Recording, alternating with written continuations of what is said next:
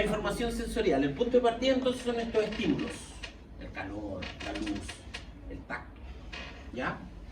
Y este estímulo lo transformamos en impulso nervioso y vamos generando una respuesta. Y esta respuesta se aprende.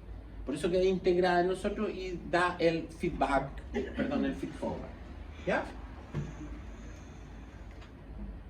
Estos sistemas sensoriales codifican estos atributos.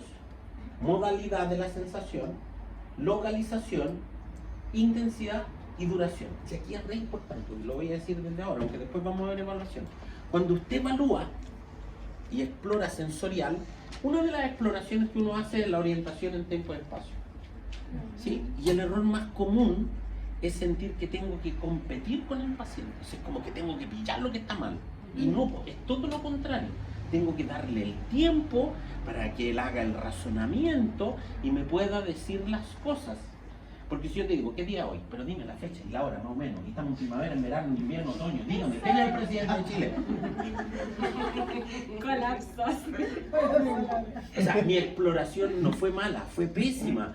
Porque al paciente lo colapsé. Imagínate, más encima te tocó el turno de las 8 de la mañana y tu primer paciente a las 8 y le decís, ya señora, despierte. ¿Qué día es hoy? ¿Usted sabe? No, o sea, ¿sabe qué, señorita? Lo único que me acuerdo es que vino una loca y me pinchó como a las 3 de la mañana. Yo he visto médicos evaluar pacientes cognitivamente y poner que están en sopor profundo porque el paciente está dormido. Sí. Entonces uno va y empieza, despierte, no pasa nada, tranquilita, la vamos a sentar al borde de la cama porque lo despertaste, po. Y ahora dígame, ¿qué día es hoy? ¿Y saben clarito qué día es? ¿Y quién es el presidente? Y te dicen quién es el presidente. Ahora con Chile, que somos re buenos para poner 2 veces el mismo apellido, hay que averiguar bien que esté había estado tiempo después, porque cuando era Piñera 2 y te decían Piñera, entonces tú decías, ¿estará en el Piñera 1 o estará chuntando? Lo mismo con la Bachelet, ¿estará en la Bachelet 1 o estará ahora? Hay que tener cuidado con esas preguntas, como son tan comunes. Creo que a ustedes les he dicho, a mí nunca, cuando me pasan el Minimental, me digan que recuerde perro, casa, árbol. Porque aunque tengo un Alzheimer en grado 7, le voy a decir perro, casa, árbol. Porque lo he repetido tantas veces, se me salió los guasos que llamamos todos dentro. Lo más probable es que cuando me digan, diga 3 palabras, yo voy a decir perro, casa, árbol. Po. A mí me pasó una pasantía clínica del Carmen. Todos los internos, las personas que pasaban le hacían la pregunta al paciente y las mismas 3 palabras. Y yo se las cambié, las mismas 3 palabras. ¿Y no las puedo recordar? No las puedo recordar. Por eso, la exploración, lo mismo si vas a hacer una exploración de sensibilidad epicrítica. Entonces, lo haces, mire, esto lo sientes, ¿cierto? Ahora va a cerrar los ojos, porque le explicaste lo que va a hacer. No llega así, ¿cachai? Que no te vea y ¡no te la toqué!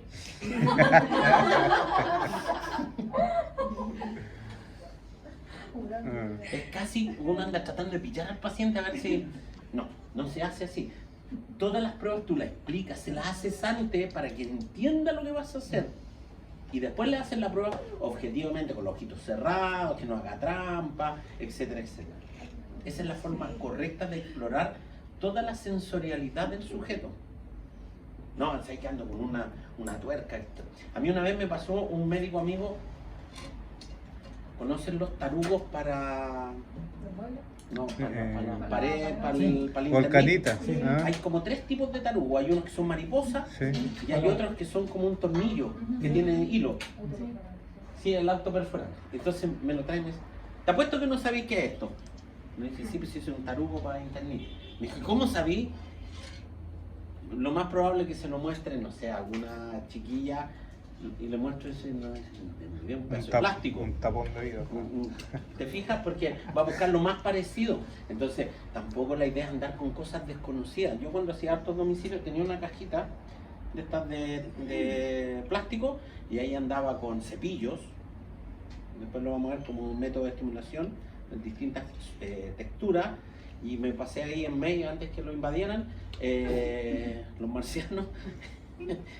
Compré manzanas de plástico de tamaño real, tenía naranja, uvita, entonces trabajábamos con el paciente, entonces lo tenían sentado y le decía, ya, ¿Se acuerdan del ejercicio de doble tarea? Les va a hablar Eduardo de eso.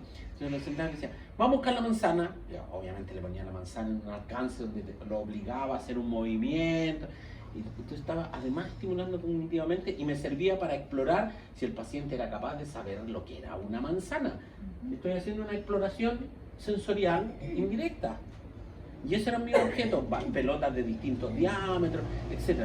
Puro elemento que cuando tú te metes a las páginas de IB Medical, que es donde venden artículos médicos, ponen elementos para neuro.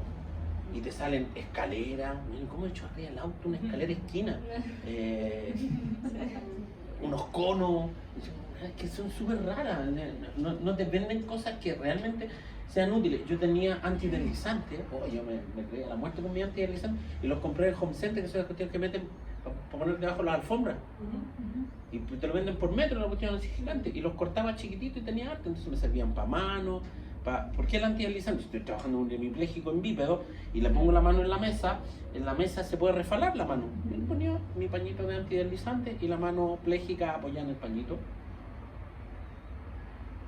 Un paciente que atendí que tenía su puesto de mueble ahí en Arturo Prat, y en la casa él tenía un banquito como las bancas que tenemos acá en el gimnasio, pero con bonita, así como de sillón puesto en el acolchado.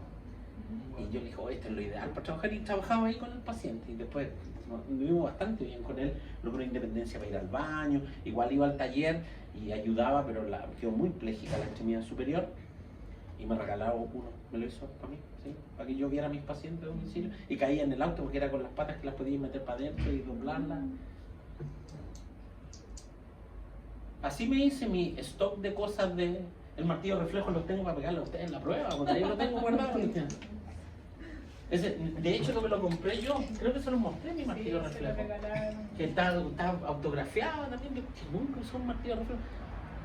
Ahora los chiquillos se reían porque en la ceremonia de ingreso les regalaron a todos un martillo reflejo. Y dicen, profe, ¿qué hago con esta weá?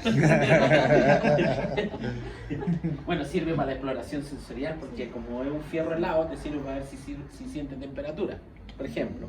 Y como tiene una punta roma, te sirve también para hacer estimulación por la punta roma, no solo para los reflejos.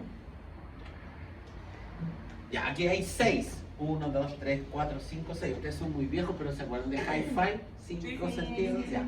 ¿Por qué hay 6? Porque está separado el auditivo del vestibular. ¿Ah, ya? Porque en los 5 sentidos es el auditivo, nomás lo incorpora el vestibular. ¿Ya? Sus modalidades, la energía de estímulo, el receptor y la célula. ¿Ya? Ahí para que lo estudien, no les voy a preguntar cuál es no. Quiero que entiendan que es toda una cuestión súper ordenada, fíjense, súper detenida. Para la visual, modalidad visión, la energía de estímulo luz, el receptor es un fotorreceptor y las células son bastón y icono. Para el sistema vestibular, que es muy interesante, muy entretenido, lo vamos a ver, la célula ciliada, que es como un caracol lleno de linfa y que tiene unas células ciliadas que cuando, igual que el nivel de los albañiles. ¿Han visto un nivel de albañil que tiene una bolita que si se inclina la bola va para un lado y para el otro la bola va para el otro lado? Ya.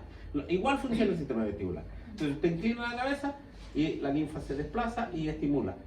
Acuérdense que el sistema vestibular es inclinación y aceleración. Esa es su pega, no más. Las epicríticas. ¿Por qué llaman?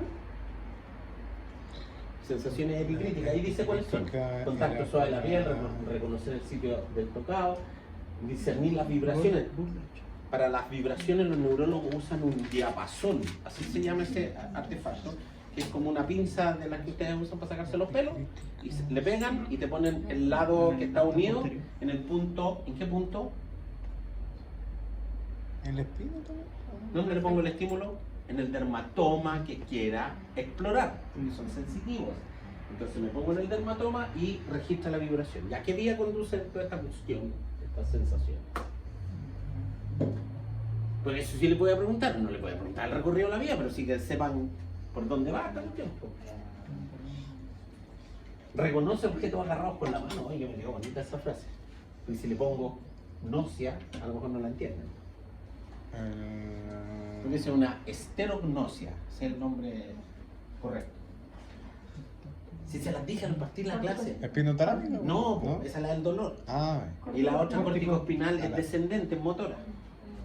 Columnas dorsales, lemnisco medial. comedia.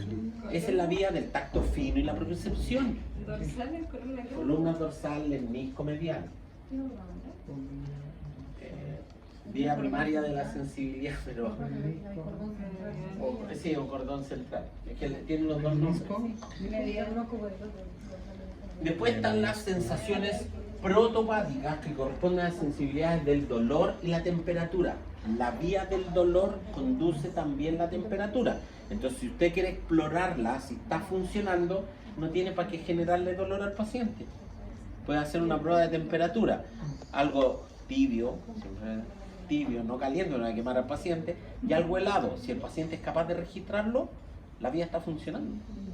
Necesitan estimular el dolor. ¿Sí? ¿Se entiende? Esta sí es la espinotalámica. ¿Ya? La espinotalámica lateral es la que conduce el dolor y la temperatura. La propiocepción, que ya la hemos discutido y ustedes muy bien se acordaron de las fibras extrafusales, ya está mediado por mecanorreceptores, músculo esquelético, cápsula articular, ya que nos dan la sensibilidad postural estacionaria y la sensibilidad o la sensación del movimiento.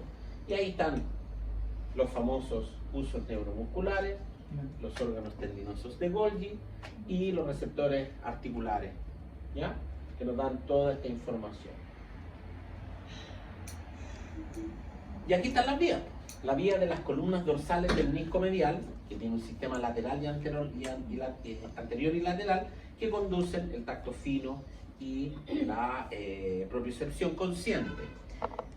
¿Por qué se dice propiocepción consciente? Porque se refiere a la capacidad también de la esterognosia, o los distintos tipos de gnosias. Me miraron con cara de duda. Si yo te paso esto sin que tú lo veas, el problema es que las llaves hacen una trampa, porque uno las escucha y ya sabe que son llaves. Pero si te las paso sin que tú las escuches y las pongo en las manos y te digo qué es, y tú no lo ves y las tocas, tú me dices una llave, porque haces reconocimiento a través del tacto. Reconocimiento visual es verlo y se llama esterognosia visual. Con las manos se llama esterognosia propioceptiva. Si yo te dibujo un número en la mano y tú lo reconoces, eso también se conoce como esterognosia. Vaya nomás. Sí. O la esterognosia también es que yo te dibuje un número o una letra y tú la reconozcas. Eso es un poco más avanzado porque ya involucra áreas del lenguaje. ¿Se entiende? Ya. Y para todo eso usamos esta vía, que la principal gracia que tiene es que viaja ipsilateralmente por donde entró. O sea, la información de la mano derecha viaja por el lado derecho de la médula y cruza a nivel del bulbo porque hace un relevo en dos núcleos que se llaman de grácil y cuneatus. Y en este punto cruzan y van a medial y viajan por el lemnisco, que es una zona del tronco encéfalo. No se confundan más que eso. Y llegan al tálamo, donde hacen el último relevo, al núcleo ventropóstero-lateral del tálamo, y de ahí a las cortezas somatosensoriales, primarias y de asociación, etc. Entonces la gracia es que viaja ipsilateralmente. ¿Por qué será importante? Porque en un caso de un Brown-Séquard, que es un tipo de lesión medular que corta la mitad de la médula, te puede dejar pérdida de la sensación epiclítica de un lado y de la del dolor del lado contrario. Porque la espinotalámica, después vuelvo, decusa al mismo nivel que entra, no viaja al mismo lado. Por lo tanto, si yo me lesiono la médula la mitad, voy a perder la sensación del lado contrario y para el dolor y la temperatura, y del mismo lado para la propiocepción y el tacto fino. Por eso se relaciona clínicamente el manejar la anatomía. O sea, ingresa y cruza y sube por el lado contrario. ¿De cuál estamos hablando? De la espinotalámica. La espinotalámica entra a la médula y cruza Claro. la médula. Y Por sube eso por el ustedes lado pueden contrario. intervenirla con el TENS, porque ustedes la intervienen a nivel medular con el estímulo que hacen con el TENS, y ahí se produce el mecanismo de puerta de entrada en las láminas, esto le da una de Rencho, que son las láminas que están dentro de la médula, que tiene interneuronas que a través del estímulo, que es más rápido porque viaja por una vía minimizada, que el estímulo que tú das con el TENS, llega a la médula y a través del mecanismo de puerta-entrada interferiría en la transmisión del dolor. Por eso te genera anestesias de 20 hasta 45 minutos, nos ha demostrado la evidencia, que haría el TENS, lo que te da una ventana terapéutica para intervenir desde el punto de vista del movimiento sin dolor para el paciente. ¿Se entiende ahora? Ahora, por eso lo podemos hacer, porque esta cruza. En cambio la otra no cruza, sube y cruza más arriba. Ya, pero ahí lo que quiso decir es que, por ejemplo, en el daño ahí vamos a tener tacto epicrítico en un lado y en el otro dolor. Se va a perder ambos. Claro, pero mira, te lo voy a explicar con un cuadro, más fácil. Aquí, vamos a decir que es tacto fino, ¿sí? Acá está el centro de la... ¿sí? Y acá, el dolor, ¿sí?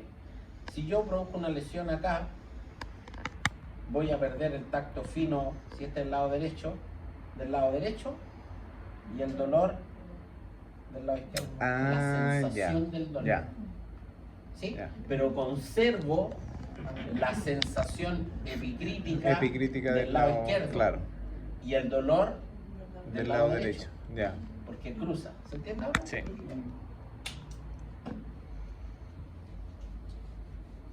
Pero eso es un tipo de lesión que habitualmente por puñalazos se da por un C4. Porque tiene que lesionar la mitad. Si te tiraste a la piscina y te hiciste una fractura, habitualmente se daña la médula completa. Y todo lo que está bajo el punto de daño es nada, perdiste la función de ahí para abajo completa. En este caso puede ser, como es un corte así, se daña de ahí para abajo, pero en la mitad de la médula. Y a veces puede ser muy local y puede que se conserven otras. Es variable, va a depender. Pero para poder reaccionar la clínica, lo vamos a ver el próximo semestre cuando veamos lesión raquimedular, hacer la ASIA, el test de ASIA, tanto su parte sensorial como su parte motora, para que podamos definir si la lesión es completa, incompleta, etcétera, etcétera. Estamos en el repaso todavía, no adelantemos materia.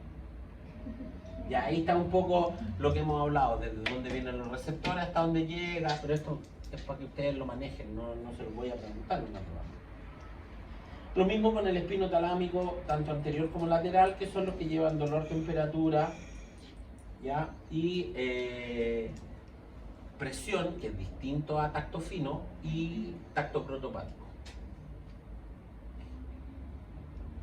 Y aquí están las vías de la propiocepción inconsciente, que yo las mencionaba, que van las dos al cerebelo, ¿sí? Son directas desde los mismos usos neuromusculares y tendinoso de Golgi, y hay una directa al cerebelo que no cruza, y hay otra que sí hace un cruce, ¿sí? Entonces le llega toda la información. Llegamos finalmente a la corteza somatosensorial, llegamos arriba, ¿ya? Y aquí se inicia el principio de la conciencia de la sensación. Vamos a llegar al punto de la creación mental. Recién. Todo el recorrido que hemos hecho para decir azul. A ninguno el Blue le suena a una película. ¿Qué se llama Blue en una película? Ah, la de los pájaros. ¿Cuál pájaro? No, eso era de Río.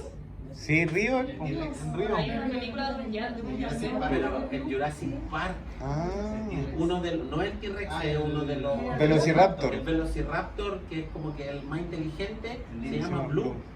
El gran chaparral. pajarito también se llama Blue. En Río sí, el pajarito Sí, se pero llama no es Blue. tan inteligente. Es que no- Sí, la película de Río va a ser el perrito. sí. Pero Ah, a la mí me huella. recuerda a Jurassic Park. Hasta el gran chaparral. Luego se llama Blue. Sí, no, yo soy terrible. ¿Vieron Siete Pecados Capitales? Yo la fui a ver al cine, esa película muy antigua. Brad Pitt está jovencito en esa película. Debe haber tenido unos 25, 30 años Brad Pitt, y hoy día tiene como unos 50, o sea, tiene por lo menos 20 años. Trabaja con Morgan Freeman, que también está muy joven. Y la película se trata de un asesino serial que va matando a las personas según los pecados capitales. Por gula mata a uno y así. Y el último es la venganza. Ese es el último pecado capital. Y en la trama, la pareja de Brad Pitt está embarazada. y el asesino serial mata a su pareja y le saca la guagua. Y él encuentra esto antes de atrapar, o sea, y lo tienen detenido. Ya lo tienen detenido, lo van trasladando así como a una cárcel de alta seguridad.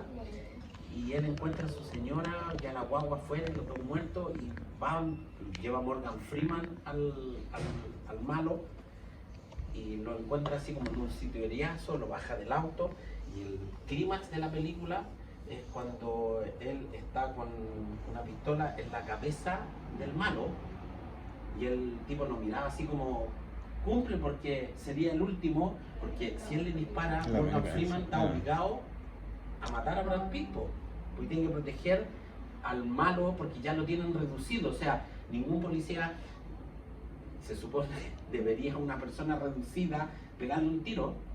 Y yo estaba en el cine, estaba con una polola de mucho tiempo con mi señora. Yo creo que me parece que una polola, por eso terminó conmigo. Y yo en pleno clímax de la película me paro en el cine. Mátese, conchis. O sea, imagínate cómo estaba Como mero. involucrado, pero así al máximo. Y era como... Eso, funcionando hacia el control. Claro, es una cosa que... muy fuerte, muy fuerte. Me marcó mucho esa película porque era como, qué terrible tener que vivir una situación así. La película es No, tremenda. verla en el cine Es tremenda. Porque era una pasión de Cristo en el cine, Ah, hay que sí. salir. Sí, es muy fuerte, son películas muy fuertes. Y en el Titanic no es lógica. Yo hasta el día de hoy lloro. Yo me río. ¿Sabes qué me pasa? Mi señora se enoja. Con ese sí tengo súper claro que fui con mi señora. Porque me daba risa cuando el Titanic queda así y la gente que caía así dando vueltas era como... Y además que demostraron los cazadores de mitos que se debían haber salvado los dos. Que caían en la puerta. Caían los dos. Los cazadores de mitos lo probaron, así pusieron una son. tabla y Así se son. subieron Yo creo que y ya. vieron que flotaban los dos. Ustedes no se dan cuenta del mensaje que mandaba la película. Egoísta. Ah, sí. Ya, sigamos. Entonces marca el principio de la conciencia de la sensación somática. O sea, estamos llegando a la parte donde reconocemos y decimos botellita de agua, llave, azul, etc. Mátese, coche. Patentado, ya está patentado. Y fíjate que el homúnculo sensitivo, como lo veíamos antes, tiene la representación y tiene mayor representación, o le da más peso relativo, a algunas zonas específicas. ¿Sí? ¿Ya? Y para romper además el mito, no es tanto la representación genital. De hecho, está demostrado, hay muchos trabajos al respecto que la mujer es menos genital que el hombre. En la relación íntima, a eso me refiero. Ah, sí, pues más mental. La mujer es mucho menos genital, los hombres somos mucho más genitales. Profe, y tal vez no sé de esta pregunta, pero ¿por qué si el área como sensorial de los genitales es tan pequeña, el hecho del orgasmo como que abarque todo lo otro? Porque el orgasmo tiene que ver con otros aspectos que tienen que ver con la amígdala y con la hipófisis. O sea, Es como más que cortical. no es la sensación en el genital mismo, sino que No. es el estímulo. Pero es que no, más que en el genital, acuérdate que la representamos acá, y su representación es pequeña, pero la representación de Ni tan genital, pequeña. cuando hablamos de orgasmo, estamos hablando de algo más que genital. Claro. Esa es la diferencia. Entonces un orgasmo tiene que ver con una representación personal, con un momento, con un tiempo, y con una secreción de algunos neurotransmisores de premio, po.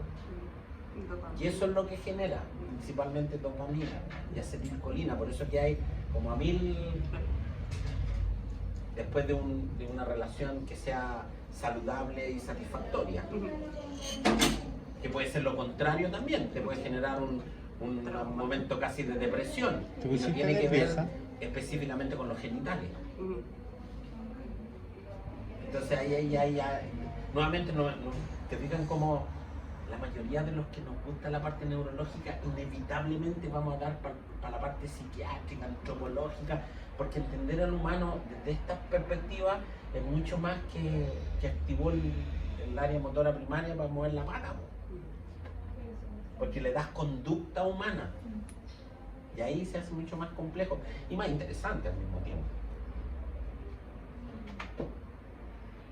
Estas cortezas de asociación son donde ocurre este fenómeno maravilloso que es de la transición de la percepción a hacer, a ejecutar. ¿Por qué primero en la corteza de asociación antes de ir al área motora primaria? Voy al área motora primaria cuando es un movimiento nuevo o un movimiento que está en proceso de aprendizaje. Después paso rápidamente por ahí cuando ya está automatizado. Pero tengo que interpretar correctamente para usar el movimiento automatizado. Porque todos nosotros tenemos un generador de patrón de movimiento para la marcha, por ejemplo, que se activa después de 30 metros de marcha lineal en una superficie plana. Y ahí me salto el área motora primaria rapidito, o sea, con un paso y voy a la médula donde está este generador de patrón de movimiento y camino. Sí, pero si voy a caminar en una superficie irregular que es desconocida para mí, voy a estar más tiempo aquí en la corteza de asociación porque voy a necesitar más feedback y feedforward para poder desplazarme en ese espacio. ¿Se entiende? Entonces, no es que nuestro cerebro funcione de una manera donde yo lo pueda anticipar tanto. ¿Cuál es el problema? Cuando ustedes trabajan con el paciente, para evitar riesgos de caída del paciente durante la terapia, muchas veces tienen que anticipar. Entonces, hay que estar muy alertas porque uno muchas veces no sabe qué está pasando a este nivel, cómo va a responder el paciente. Y un ejemplo muy simple, y acuérdenme si ya se los conté, traten de no pensar, traten de responder rápido, traten de que el cerebro haga la pega. Si yo tengo que salir por esa puerta, ¿qué pie voy a mover primero? ¿El derecho o el izquierdo? De la izquierda. Ah, ¿verdad? Sí. ¿Se fijan que hay diferencia? ¿Por qué? Porque están usando o están tratando de interpretar mi cerebro. Mi cerebro va a hacer la pega solo. Mi objetivo es la puerta. ¿Sí?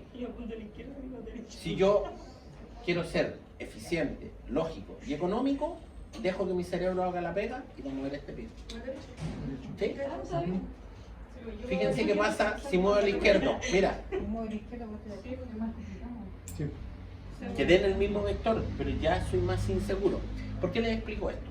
Yo estoy trabajando con mi paciente, tiene una hemiplegia, ¿sí? Lo tengo de pie. Yo le digo, mueva el pie derecho. Lo estoy dificultando. O le digo, vamos hacia la puerta, él va a hacer esto. No es porque su cerebro no esté mandando la orden correcta, es porque no puede mover este lado. Entonces, la instrucción está mal. ¿En qué sentido? En que usted está cometiendo un error. Entonces, ¿qué es lo que tienes que hacer? Es facilitar para que haga el movimiento como lo haría el sistema nervioso. Entonces, vamos a ir hacia allá, pero primero traslademos todo el peso al lado izquierdo para que liberemos este pie. Y ahora trate, con su pelvis y su tronco, de girar el cuerpo. Tú estás con el paciente, no le estás dando instrucciones a 2 metros, tú tienes las manos en el paciente. Ahora le ayudas, porque esto es muy difícil lo que vamos a hacer ahora, para el paciente con una hemiplegia. Trasladamos todo el peso al lado derecho, cargo el peso. Tengo que mantener, yo como kinesiólogo, la pelvis alineada, porque si se me pasa, se me va a invertir el pie. Porque la proyección del centro de gravedad, quien yo necesito que vaya a este pie para que pueda liberar este y dar el paso, tiene que caer al centro del pie. Si la pelvis rotó mucho, mira, y cuando levante este pie, se va a dañar, se puede generar una lesión. Entonces, mi pega es mantener de tal manera alineado la proyección del centro de masa hacia esta base de sustentación nueva que voy a construir para que esté estable. Fíjense la cantidad de información que el paciente tiene que manejar o lograr automatizadamente después. Pues. Ustedes no se pueden ir a vivir con el paciente para que cada vez que gire usted lo facilite. Y ahora, cuando está en la posición, recién le digo, demos el paso. Y ahí recién quedó apuntando para allá. ¿Se entiende? Entonces, el análisis que tú haces frente a la resolución de problemas con el paciente pasa por hacer una construcción desde el análisis de movimiento. No solo de la percepción. Tú tienes que interpretar la percepción antes. Tú pasas a hacer como la corteza de asociación para que, en este caso, de un movimiento musculoesquelético, salga de manera correcta y adecuada. ¿Ya? Más Chinese. Ya. Let's go. Nos vemos.